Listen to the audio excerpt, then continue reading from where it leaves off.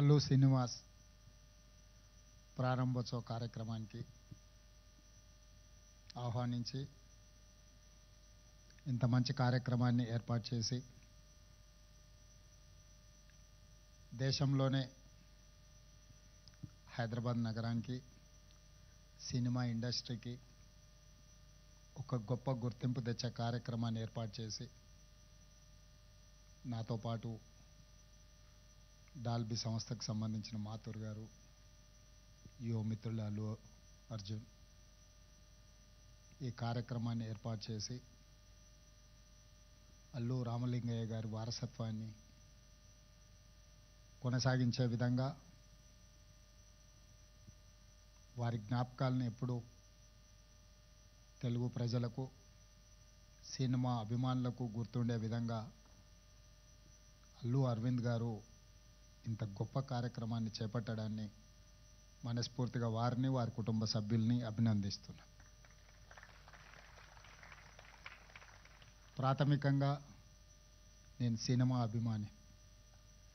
Cinema పరిణామ క్రమం black and white, techno colours, Eastman colour, 70mm, Dolby, VFX ఇట్లా సాంకేతికంగా చాలా వేగంగా మన దేశము సినిమాలో అభివృద్ధిని సాధిస్తున్నది. యాదృచ్ఛికంగా ఈరోజు ఉదయమే నెట్ఫ్లిక్స్ జిసిసి సెంటర్ని కూడా ఈరోజు నేను ప్రారంభించడం జరిగింది. అక్కడ కూడా నేను ఈ అంశాలను ప్రస్తావించాను. ఒక బాహుబలి, ఒక కల్కి, ఒక అరుంధతి డిజిటల్లీ సౌండ్ అంటే ప్రేక్షకులను కట్టిపడేసే విధంగా సాంకేతిక నైపుణ్యంతో సినిమా తీసినా దాన్ని ప్రదర్శించడానికి థియేటర్లు లేకపోతే ఆ సాంకేతిక నైపుణ్యం అనేది మనకు నిరుపయోగం అవుతుంది. 3D మూవీస్ అన్నప్పుడు షార్క్ ఇట్లాంటి మూవీస్ వస్తే చాలా వింతగా ఆ కాలంలో చూసేవాళ్ళం. ఇంత పెద్ద థియేటర్ ఈ మధ్యకాలంలో నేను చూడలే. ఒకప్పుడు మా younger days, college days we use to go Devi, ఆ తర్వాత వచ్చిన మహేశ్వరి, పరమేశ్వరి ఇట్లాంటి థియేటర్లు పెద్ద స్క్రీన్లు చాలామంది ఆడియన్స్తో చూడడానికి అవకాశం ఉంది. గోయింగ్ ఫార్వర్డ్ చిన్న థియేటర్లు, మల్టీప్లెక్స్ రావడము, 60 మంది, 100 మందితో, 200 మందితో సినిమా చూడడము, ఆ ఫీల్ అనేది మిస్ అయిపోయినాం. ఇప్పుడు మళ్ళీ ఈ డాల్బీ థియేటర్ ఐ థింక్ మరి 500 సిట్టింగ్ కెపాసిటీ, 700 సిట్టింగ్ కెపాసిటీ ఉండొచ్చు అనుకుంటున్నాను. ఇది ఇంతమందిలో కూర్చొని సినిమా చూస్తే ఆనందమే వేరు. ఎందుకంటే ఆడియన్స్ యొక్క రియాక్షన్ అనేది వీ కెన్ ఫీల్ డైరెక్ట్లీ. ఇట్లాంటి థియేటర్ టెక్నికలీ సౌండ్ ఇంత ఒక మంచి థియేటర్ని ఇక్కడ వీరు చేయడం, దీని వెనకాల చెన్నై నుంచి ఇండస్ట్రీ ఆంధ్రప్రదేశ్ హైదరాబాద్కి తరలించినప్పుడు ఆనాడు ఎన్టీ రామారావు గారు, నాగేశ్వరరావు గారు, రామనాయుడు గారు, అదేవిధంగా సినిమాలో అడ్వెంచర్స్ చేయాలి అని అంటే ఆ రోజుల్లో పద్మాలయ స్టూడియోస్ నటశేఖర కృష్ణ గారు cinema adventures first colour movie తీయాలన్నా, 70mm మూవీ తీయాలన్నా రకరకాల experiments, adventures with lot of efforts ఆ రోజు కృష్ణ గారు చేసేవాళ్ళు. కృష్ణ గారు ఒక సంవత్సరంలో 15-16 సినిమాలు హీరోగా నటించి రిలీజ్ అయిన రోజుల నుంచి ఇప్పుడు 5-6 సంవత్సరాలకు ఒక సినిమా తీసే పరిస్థితి వచ్చింది. ఎందుకంటే నేను కృష్ణ గారి అభిమానిని కాబట్టి అన్ని వివరాలు నాకు తెలుసు. మేము అన్ని లెక్కలు పెట్టి వాదించేవాళ్ళం.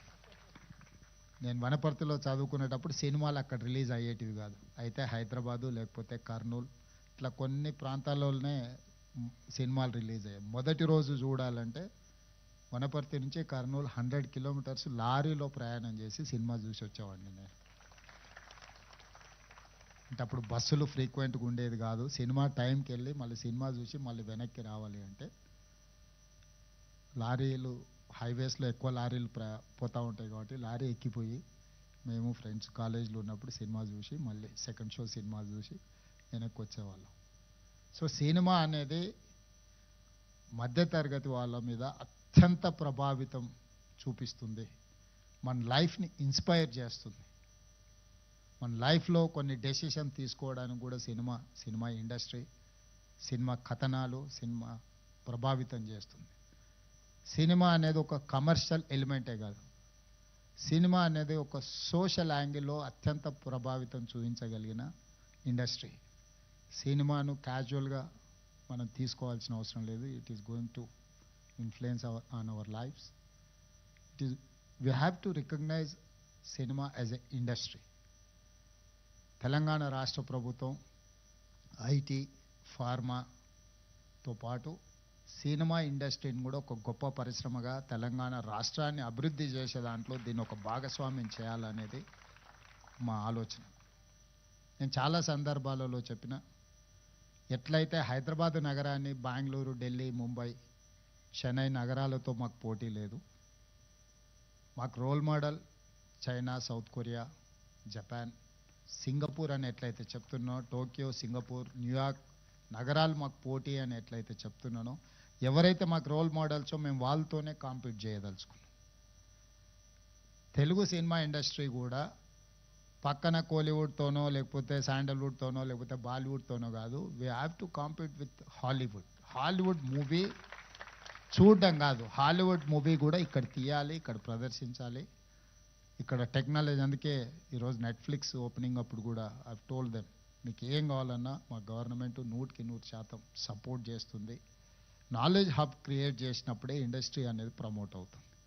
ఈరోజు కృష్ణానగర్ని మనకు చిన్న చూపు చూడవచ్చు, కానీ ఆ కృష్ణానగరే గొప్ప గొప్ప సినిమాలు ఇవ్వడానికి ఒక గొప్ప వేదికకు, ఒక బాహుబలి వచ్చిందన్న, ఒక పుష్ప వచ్చిందన్న, ఇట్లాంటి గొప్ప సినిమాలకు పనిచేసిన సాంకేతిక నైపుణ్యం ఉన్న కళాకారులు చాలామంది అక్కడ ఉన్నారు.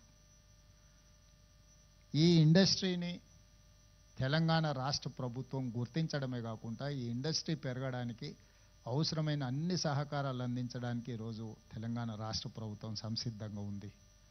అందులో భాగంగానే ఇది అల్లు అరవింద్ గారు లేకపోతే వారి కుటుంబం నిజంగా ఒక కొడుకు ప్రయోజకుడు అయినప్పుడు తండ్రికి అత్యంత గొప్ప సంతోషాన్ని ఇస్తుంది. తాను సొంతంగా ప్రయోజకుడు అయినప్పుడు కలిగే సంతోషానికంటే పుత్రవాత్సల్యం కానీ పుత్రుడు ప్రయోజకుడు అయినప్పుడు ఎక్కువ సంతోషాన్ని ఇస్తుంది. ఖచ్చితంగా స్వర్గంలో ఉన్న అల్లు రామలింగయ్య గారు ఈరోజు అల్లు అరవింద్ గారిని చూసి తప్పకుండా వారి మనసు ఉప్పొంగుతుంది అని నేను భావిస్తున్నాను. సినిమాలో నటుడుగా నేను వారిని చంటబ్బాయి సినిమాలో అరవింద్ గారు నటించిన నాకు గుర్తుంది. సో వారు నటుడుగా కాకుండా పరిశ్రమలో ఒక ఇన్స్టిట్యూషనలైజేషన్, ఒక వ్యక్తిగా కాకుండా ఒక సంస్థగా గీతా ఆర్ట్స్ కానీ కుటుంబంలో ఇప్పుడు అల్లు అరవింద్ గారు ఏదైతే బన్నీని, అల్లు అర్జున్ని లేకపోతే శిరీష్ని చూసి సంతోషపడుతున్నాడో, అంటే ఆయన సక్సెస్ కంటే కూడా ఆయన పిల్లల సక్సెస్ని ఆయన ఎంజాయ్ చేస్తున్నాడు. సో అల్లు రామలింగయ్య గారు, అల్లు అరవింద్ గారు, ఈరోజు బన్నీ, వీళ్ళ సక్సెస్ స్టోరీ చాలామందిని ఇన్స్పైర్ చేస్తారు. చాలామంది ది సక్సెస్ వెనకాల ఉన్న వాళ్ళ హార్డ్ వర్క్ని అర్థం చేసుకోవాలి. హార్డ్ వర్క్ అర్థమైనప్పుడు మనకు ఆ వ్యక్తుల పట్ల గౌరవం పెరుగుతుంది. సినిమా సక్సెస్ అవ్వడం, ఫెయిల్ అవ్వడం, బాగుంది బాగాలేదు, 100 రూపాయలు పెట్టి టికెట్ కొనుక్కొని మనం జడ్జ్ చేయొచ్చు. అంతకంటే మనకి ఎక్కువ ఇన్వెస్ట్మెంట్ కూడా అక్కర్లేదు. 100 రూపీస్ టికెట్ కొనుక్కొని సినిమాకి పోయినప్పుడు బయటకు వచ్చేటప్పుడు మనకు కావాల్సింది మనం మాట్లాడుకోవచ్చు. కానీ ఆ సినిమాని తీయడానికి దాని వెనకాల ఉన్న శ్రమ, కఠోరమైన దీక్ష, అట్లాంటి వాటిని మనం అందరం గుర్తించాలి. తప్పకుండా ఈరోజు అల్లు రామలింగయ్య గారి కుటుంబాన్ని, అల్లు అరవింద్ గారి కుటుంబాన్ని, మిత్రులు అల్లు అర్జున్, మీరందరూ ఒక ప్యాషన్ తోటి కంప్లీట్ ఇన్వాల్వ్మెంట్ కనిపిస్తుంది ఇందులో. ఇంచ్ టు ఇంచ్ మీరు ఇష్టపడి, మనం మొదటిసారి ఇల్లు కట్టుకున్నప్పుడు, మొదటిసారి అంటే పెళ్ళి అయిన కొత్తలో మొదటిసారి ఇల్లు కట్టుకున్నప్పుడు మనకు ఒక రకమైన కన్విక్షన్, కమిట్మెంట్, ఒక భావోద్వేగం ఉంటుంది. ఈరోజు ఈ థియేటర్ పనితనంలో అల్లు అరవింద్ గారిని చూపిస్తూ డైరెక్టర్స్ గురించి కానీ వీళ్ళందరి గురించి చూపించేటప్పుడు ఇంచ్ టు ఇంచ్ ఆయన ఇష్టపడి కట్టుకున్నది వారి మాటల్లోనే ఆ ఆనందం కనిపిస్తుంది. నాకు సమాచారం చెప్పడానికంటే కూడా తను పడ్డ శ్రమ ఈరోజు ఇక్కడ మన అందరం వచ్చి చూడడం ద్వారా మనం అది చూసే దాంట్లో మన కళ్ళల్లో ఒక మెరుపు కనిపిస్తే వారు చాలా సంతోషపడుతున్నారు. ఎందుకంటే నేను నిజంగా కష్టపడ్డది ఈరోజు దీనికి ఒక గుర్తింపు వచ్చింది.